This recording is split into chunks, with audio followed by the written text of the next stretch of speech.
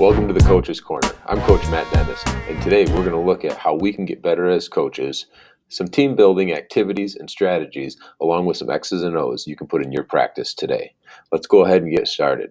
The first idea that I want to talk about is how we group our players, what we expect from them. And I think we have to understand exactly what we're getting within a team every year.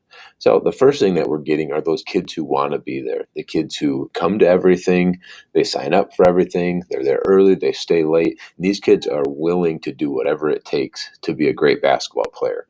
These are really going to be your stars. So we all have them, we love these kids, but it's not every kid on our team. The second type of kid that we're all going to get are the kids who would like to be there, who like being part of things, they like signing up for things, but they just can't be there all the time because of family situations, transportation situations. It doesn't matter what it is, but they're willing to be there. They're just unable to follow through with it all the time. And then we have the third one. The third one are the kids who only show up when it's in season. They're only there when they have to be, when there's a consequence if you don't come. And these are the kids that really are unwilling to buy in and really take ownership of their skill, their development, and the program as a whole. These are the ones we have to watch out for the most. If you have kids who are unwilling and aren't buying in, you have two choices. The first is you're either going to work with them, put time into them, and get them to try to buy in, or you got to get rid of them. These are the ones that when they sit on the end of the bench or that things don't go their way, they start talking to their teammates. They start complaining about things. They become a cancer.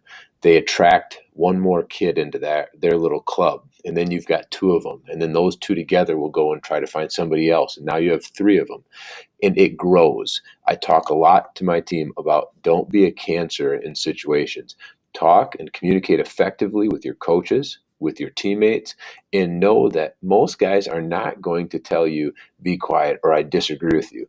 They're going to be nice, they're going to be cordial, and they're not either going to say anything or they're going to say what you want to hear.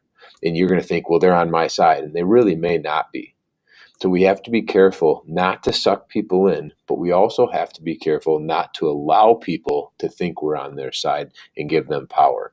So be really careful with these kids who are unwilling to buy into the program and be a part of what you're doing in your culture and with your team every single day. So remember that the players who are 100% committed to the coach and 100% committed to each other are the players who really are going to make a difference in your program, and that you're really going to strive and thrive with those types of players. Now, we want to take a look here real quick at something that we can implement as a team building activity. And one thing that you can do, it's real simple, takes just a couple minutes out of your practice time, is you want to do what's called a napkin game. And all it is, you're going to give each kid a napkin, and it can be a cloth napkin, a paper napkin, doesn't matter. And you're going to have them stand up in front of the group or at their seat, and they're going to demonstrate what to do with this napkin.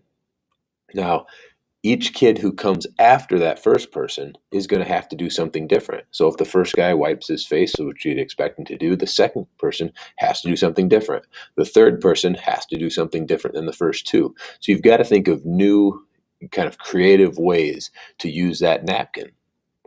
After everybody's done it, had a good time with it, you're going to talk about the different strategies and the different things they came up with, how they were thinking about it, how did they come up with a specific idea, and then translate that into basketball. We have plays that we want to run and we expect to work a certain way, but what happens when they don't? We have to improvise. What happens when they switch on defense, or if they just know the play and they're ready to jump out in front of a cutter?